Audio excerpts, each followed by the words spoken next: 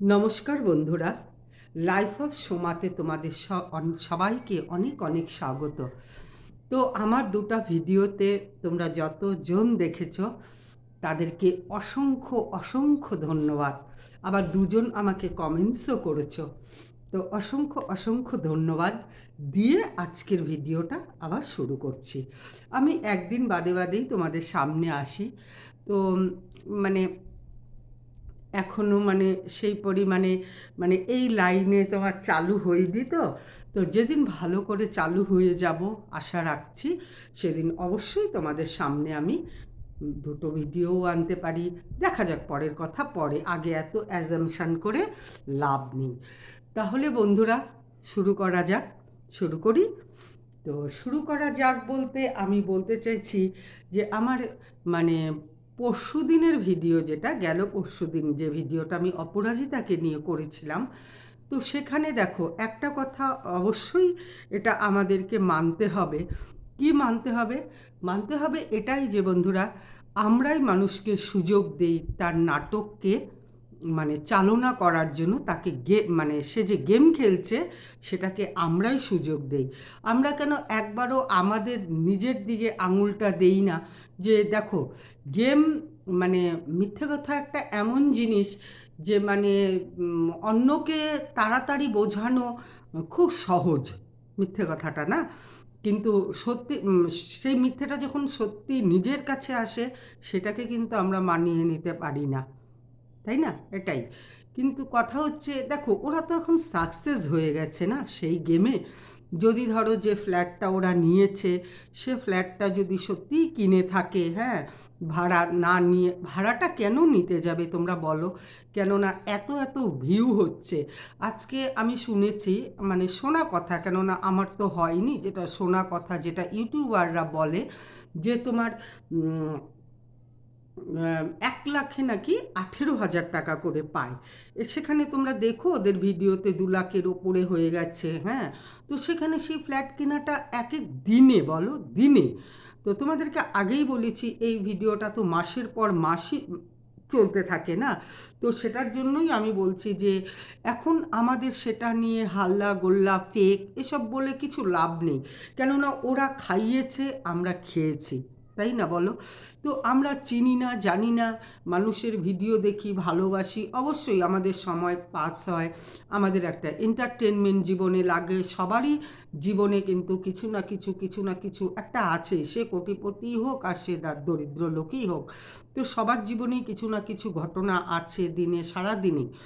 কিন্তু তার মাঝে আমরা এগুলো কেন দেখি বলো তো? আমাদের ভালো লাগে, হ্যাঁ। তো এখন কেউ যদি গেম খেলে, আর সেই গেমকে আমরা যদি সম্পূর্ণ নিজের মনে করে নিই, কেননা আমরা তাদেরকে চিনি না, জানি না। আমাদের ঘরেই যে 5টা মানুষ আছে, 4টা মানুষ আছে, তারা যে সবসময় সত্যি কথা আমাদের সাথে বলছে সেটাও কিন্তু না।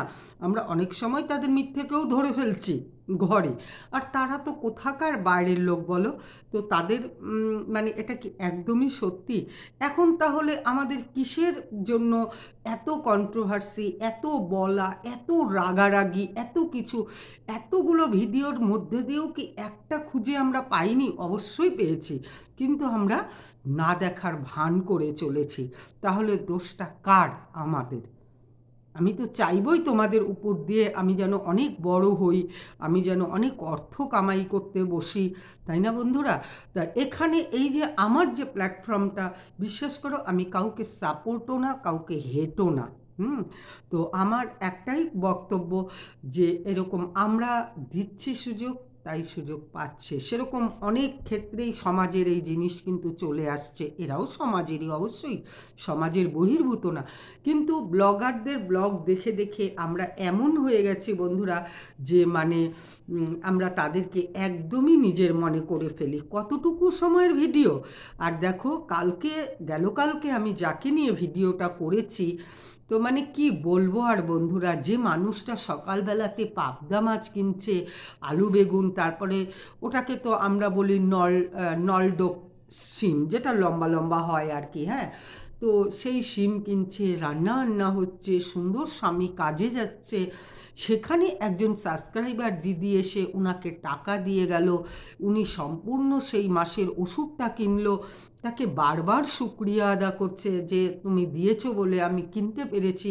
তুমি বলো যার স্বামী কাজ করে, যারা সরকারের অনেক কিছু সাহায্য নিচ্ছে, আর আমি ওগুলো নাম বলবো না বুঝছো, তো সাহায্য নিচ্ছে, তারা নিজেরা টুকটাক করে ছেলে ছেলে উনি কামাই করছেন, তারপরেও সেই মানুষটা এসে তাকে টাকা দিয়ে গেল।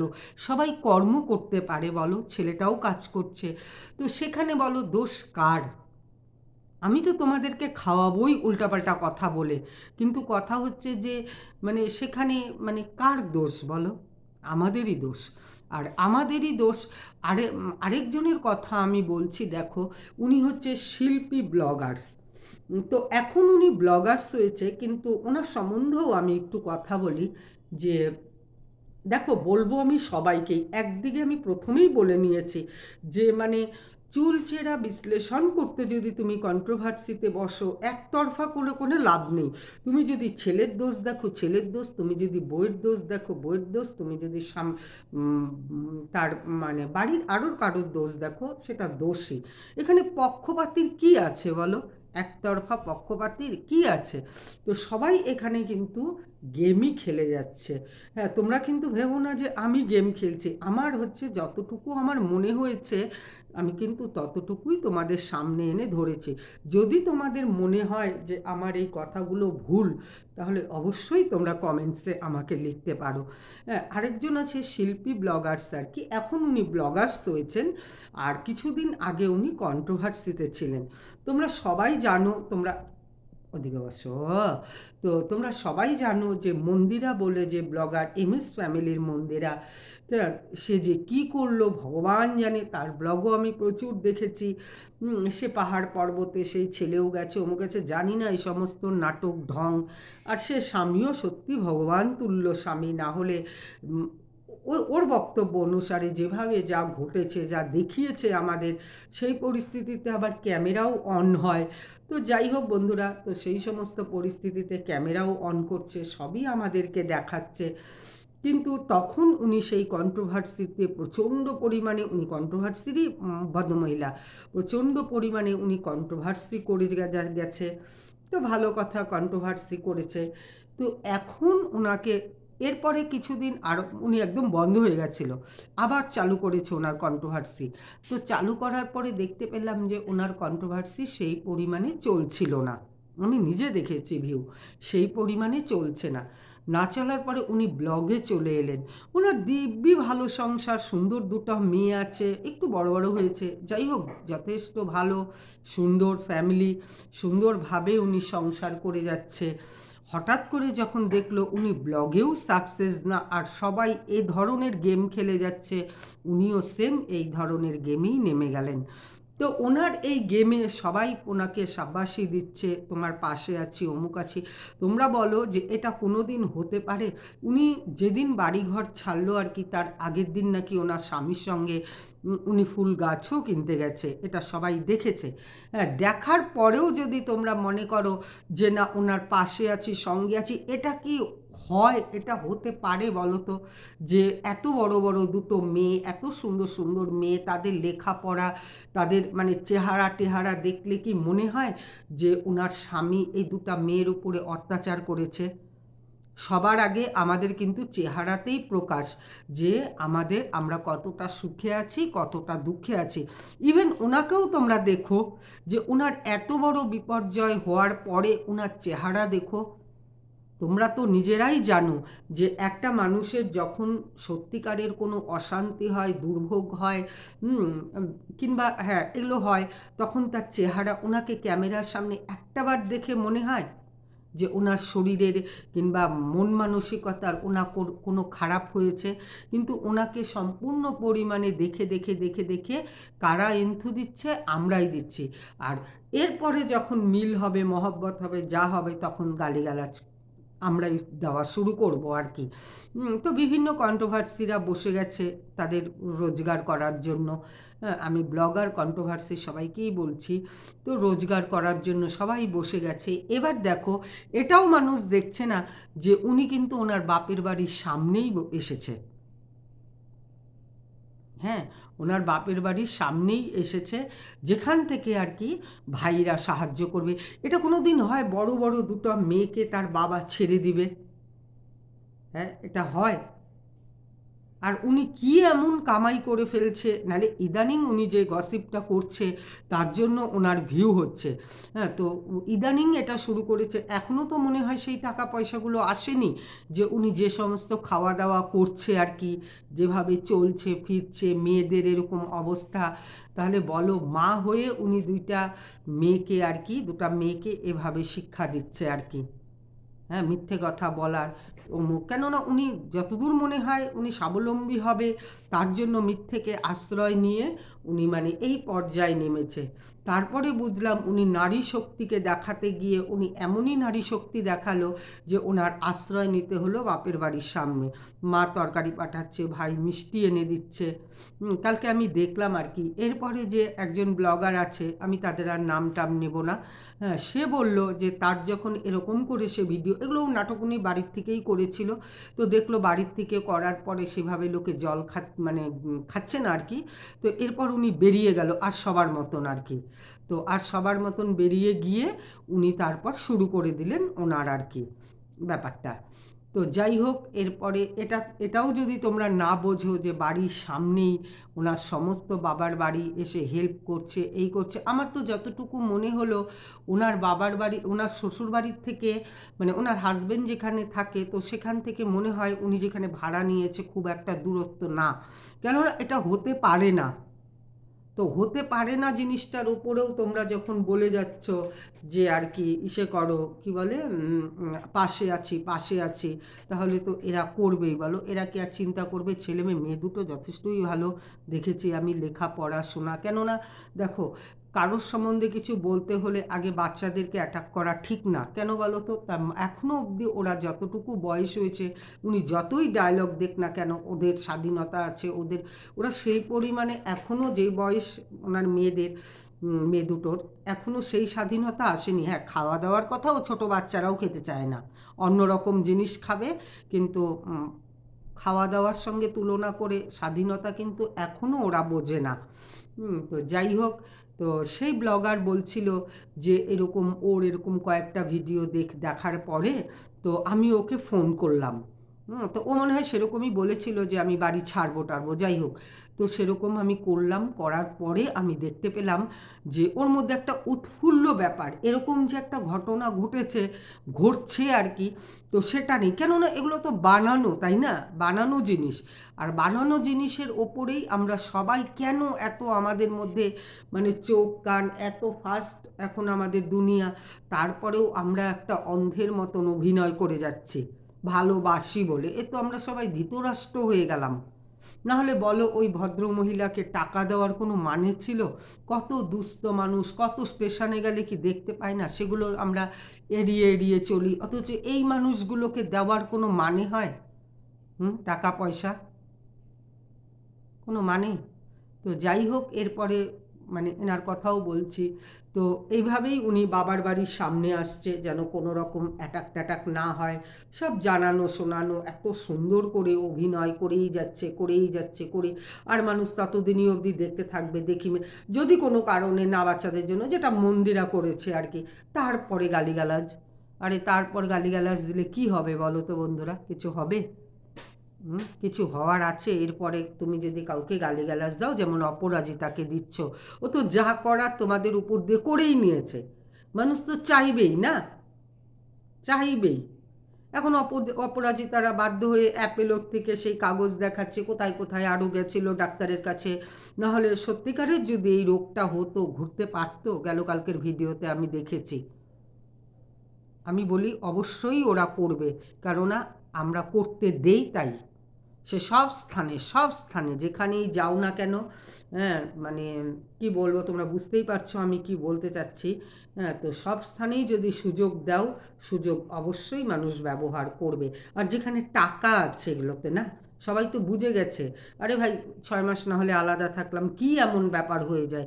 স্বামীও আসছে, বাবার বাড়ির লোকও আসছে, মেয়েরাও বাবার সাথে, মাসিমুনির বাড়ি ঘুরতে গেছে না বাবার সঙ্গে গেছে, কে জানে বলো, এই ভদ্রমহিলা বলছে। তাহলে 20 মিনিট কিংবা 15 মিনিট এর ভিডিও দেখে, আর যে লম্বা লম্বা চালের ভাত খাচ্ছে, তারপরে যেরকম খাচ্ছে, ওনার রোজগারটা কোথার থেকে যে উনি দুটা মেয়েকে দেখবে, মেয়েরাও বেশ হ্যাপি আছে নাক ডেকে। এখনের বাচ্চারা, এখন কেন, আগের থেকেই মা বাবার অশান্তি দেখলে তাদের মনের মধ্যে একটা অন্যরকম ফিলিংস হয়, তোমরা জানোই। হ্যাঁ, তো একটা গেম খেলার সুযোগ আমরা দিচ্ছি, ওরা গেম খেলছে। তো কথা হচ্ছে, আমার কাছে কেউই নিজের না, কেউই পর না, কাউকে আহত করার মতনও আমার মধ্যে সেই ব্যাপার না। একজনকে ধরে রেখেই তার সমস্ত, যে একজনকে আমি ধরে রাখবো তার সঙ্গে তো আমার 24 ঘন্টা উঠবস না, 24 ঘন্টা উঠবস যে আমি তাকে ধরে রাখছি, তাকে নিয়েই সব করছি, ওইটুকু ভিডিও, তাহলে সবাই সমান আর কি, তাই তো। তো যাই হোক, এখন অপরাজিতাকে নিয়ে যারা যারা যা খুশি করছে বলছে, তো আমার মনে হয় এটা সম্পূর্ণ পরিমাণে আজ থেকে তো না অপরাজিতা করছে, 5 মাসের উপর তো প্রায় হয়েই গেল না। তো আজকে সবাই কেন চিৎকার চেঁচামেচি করছে অপরাজিতাকে নিয়ে? সেই দিন কেন মনে হলো না যে এটা ফলস ছিল? একটা ভিডিও 7 দিনের পরেও কি প্রকাশ পায় না? 7 দিন পরেও কি প্রকাশ পায় না? তার জন্য কি 5 মাস সময় লাগে? বলো তোমরা, 5 মাস সময় লাগে? এখন যখন দেখলো যে না, এইভাবে গেম খেলে তো প্রচুর ভিউ অর্জন করে ফেলেছে, এখন ওকে টানা হিচড়া করা দরকার, মানে এটাই হলো ব্যাপার আর কি। হ্যাঁ, একটাবারও কেউ চিন্তা করে না এ রোগ ওর হবে, এ রোগ ওরই হবে, সত্যিকারের রোগ হবে। আমি অন্যদেরও কমেন্টস পড়ি, দেখে নিও দিদি, ওর হাজবেন্ড, এই প্রথমে তোরা কোথায় ছিলি যখন ওর হাজবেন্ড ছিল, ও বলছিল, তখন কেন কন্ট্রোভার্সি? তখন তো চিনতেই না, তখন তোরা ওকে চিনতেই না। যখন দেখা গেল ও অনেক বড় হয়ে গেছে, এখন তোরা চিনে ওকে বকাবার দে। ও যা করার ওর গেম খেলেও কিন্তু সব করে নিয়েছে, ও সব করে নিয়েছে। এবার ব্লগ হচ্ছে একটা রোগ, এটা মানুষকে দেখতেই হবে। আর কিছু মানুষ ছেড়ে দেবে যে ভালো লাগে না আর এগুলো দেখতে, তো কিছু মানুষ আছে যতটুকু হবে ওর মোটামুটি সংসার খরচ, বাচ্চা মানুষ হয়ে যাবে। সুযোগটা তোমরাই দাও, তারপরে তাকে গালিগালাজ করো। হ্যাঁ, একটা ভুলও তখন দেখো না, তখন কত কি ওকে কি জানি কৃষ্ণকালী মায়ের মন্দিরে যেতে বলছো, অমুক করছো তমুক করছো, ওখানে যাও সেখানে যাও, মাকে ডাকো, এই করো, ডাক্তার দেখাও। এখন যখন দেখছে রে বাবা, এ তো এগুলা করে করে, আর চুল ফেলে দিলে কি হয়? আমি যদি আমার চুলটা ফেলে দিলে একটা 30-35 লক্ষ টাকার ফ্ল্যাট কিনে ফেলতে পারি, তো এই চুল তো আমার 2 মাস পরে উঠবেই। তার মধ্যে ঠিক এমনভাবে ফেলেছে শীতের আগ দিয়ে, তাই না? এখন টুপি টাপা পরে থাকলেও চলে যায়, শীতে কয়জন বের হয়? গরমকালে যেরকম আমাদের একটু রাস্তাঘাটে বেশি সন্ধ্যাবেলায় বের হনো হয়, দুপুরবেলা না, রাত্রেবেলাতেই বেশি, তখন তো শীত, এখন কম্বলের নিচে পড়ে থাকলেই কি, আর বসে বসে সমানে ভিউ আসছে। আর সেই ওই ভদ্রমহিলাও আর কি, মানে কন্ট্রোভার্সিতে যখন পেলো না, তখন ব্লগ শুরু করলো। তো শিল্পীদি, আমাদের শিল্পীদি, তারপরে হচ্ছে এখন উনি দুটা মেয়েকে নিয়ে এসে, এটা একটা সম্ভব কথা? দুনিয়া তোমরা জানো না? দুনিয়ার চাল ডাল দাম এই সমস্ত কিছু জানো না? হ্যাঁ, এত স্বাধীনতা হতে তো দুটা মেয়ে নিয়ে রাস্তায় বেরিয়ে পড়লো, ভালো কথা, খুব সুন্দর কথা। এরপরে কেমন জায়গায় বেরোলো? তুমি যখন স্বাধীনই হবা, অবশ্যই তুমি যখন স্বাধীন হবা, তুমি একাভাবে থাকবা, যেখানে আমার বাবার বাড়ি নেই, যেখানে আমার শ্বশুর বাড়ির সামনে নেই, স্বামী আর কি, যাই হোক শ্বশুর বাড়ির স্বামী সামনে নেই, তুমি এমন জায়গাতে আছো যেন মা তরকারি পাঠাতে পারছে, বোন তরকারি পাঠাতে পারছে, ভাই মিষ্টি এনে দিচ্ছে, কালোয় সাদায়, কি আনন্দর ব্যাপার আর কি। আর ওনাকে দেখে তোমরা নিশ্চয়ই শিল্পী কন্ট্রোভার্সিতে চেনোই, ব্লগ নাম আমি এটা বলে দিচ্ছি। তো কথা হচ্ছে যে তোমাদের দেখে একবারও মনে হচ্ছিল যে ওর মধ্যে এত দুঃখ, এত কষ্ট, এত কিছু আছে? তাহলে গেম ওরা খেলছে আর আমরা খাচ্ছি, সেটাই হচ্ছে সবচেয়ে বড় কথা। আর কি বলবো? তো এইরকম চুলচেরা বিশ্লেষণ করতে অবশ্যই আসবো আবার। সবাই ভালো থাকো, সুস্থ থাকো, এখানে কারোর দোষ নেই, দোষ হচ্ছে নিজেদেরই, নিজেরাই দেখছি। আর কারোর হাতে টাকা গুঁজে দিচ্ছি, অসুস্থ মানুষদের উপরে কারোরই সহানুভূতি নেই, কিছু নেই। কী জানি বাবা, এত ভালোবাসা কোথার থেকে আসে? টাকা, নিজের কষ্টের টাকা, এর কাজ করছে, তোমার মঙ্গল হোক, তোমার ভালো হোক। টাকা যেহেতু দিয়েছে সেহেতু সমানে আশীর্বাদ করছে আর কি। যে যাই হোক, এই আশীর্বাদ কতখানি কাজে লাগবে জানি না। অপাত্রে দান করলে কোনো কিছুরই মানে ওগুলো কোনো মানে আশীর্বাদ হয় না, তুমি যদি অপাত্রে দান করো আর কি। তো ওগুলা কোনো আশীর্বাদ হয় না আমার মনে হয়। তো যাই হোক বন্ধুরা, কিছুটুক হয়তো তোমাদের বোঝাতে পেরেছি। আবার অবশ্যই আসবো আরেকটা নতুন ভিডিও নিয়ে। ততক্ষণ সবাই ভালো থাকো, সুস্থ থাকো। যদি মনে হয় যে আমার কথাগুলো ভালো লাগলো, অবশ্যই একটা লাইক করো আর সাবস্ক্রাইব করে আমাকে একটু এগিয়ে যেতে দাও। কোনো পক্ষপাতির মধ্যে আমি নেই। আমি যতটুকু যার যেমন দেখব তেমনই বলবো। তোমাদেরও দোষ, আমি সেটাও বলেছি। কমেন্টস কিন্তু আমি কাউকে করি না, আমি অনেকের কমেন্টসও পড়ি। কাউকে। আর দেবশ্রীদির কথাটা আরেকটু বলি, যে আমাকে লিখেছ দেবশ্রীর কথা। দেবশ্রীদিও কিন্তু যথেষ্টই মানে রিচ আছে মনে হলো আমার দেখে, কেননা মাঝে মাঝে একটু ব্লগ দেখি, শর্টস দেখি। তো দেবশ্রীদির কথাটা আমি এখানে বলতে চাচ্ছি যে দেবশ্রীদি টোটালি ওনার যে আমি তো হাফ কথা ওনার বুঝিই না কীভাবে যে বলে। যাই হোক, যেভাবেই বলে মস্করা করে, বেশিরভাগ লোকে বোঝে, আমি অতটা বুঝি না। তো আমার মনে হয় উনি পার্লারের সাজের জন্যই বোধহয় এই অর্থটা কামাই করে, কেননা ওনার কিন্তু কোনো দরকার নেই। এটার পিছনে তো নেশা ভাঙ বলো আর পার্লারের ব্যাপারে বলো, এটা অন্তত আমার মনে হয় পুরুষরা খুব একটা দিতে চায় না। এটার জন্যই উনি আর কি এইভাবেই কামানোর একটা রাস্তা। পরে আরেক দিন এই গল্পটা করব। যাই হোক, তো আজকে অনেকটা বড়ই হয়ে গেছে, কথা বলতে বলতে দেখো 21 মিনিটের উপরে হয়ে গেছে। তাহলে দেবশ্রীদির ব্যাপারে আরেকদিন সুন্দর করে বলবো। জামাই গাড়ি চালায়, দেবশ্রীদি গাড়ি চলে, হ্যাঁ। সুখী মানুষ। মাঝে মাঝেই দেখি পার্লারে গিয়ে চিত হয়ে পড়ে যায়, ওটা পার্লারের খরচের জন্য।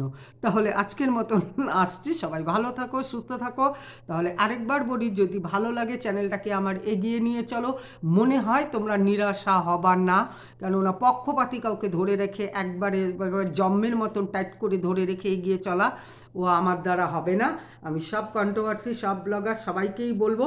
তাহলে আজকের মতন আসি, ভালো থাকো, সুস্থ থাকো। একটা লাইক আর সাবস্ক্রাইব করে আমাকে এগিয়ে যেতে দিও, কেননা যদি তুমি মানে না করো তাহলে তো আমি বুঝতেই পারবো না যে আমার কথাগুলো ভালো লাগছে কিংবা আমাকে সাবস্ক্রাইব করে এগিয়ে নিয়ে যাচ্ছে। একটা জিনিস সবসময় মাথাতে রাখবা, ভালো মানুষ আর ভালো বই খুঁজলেও পাওয়া যায় না।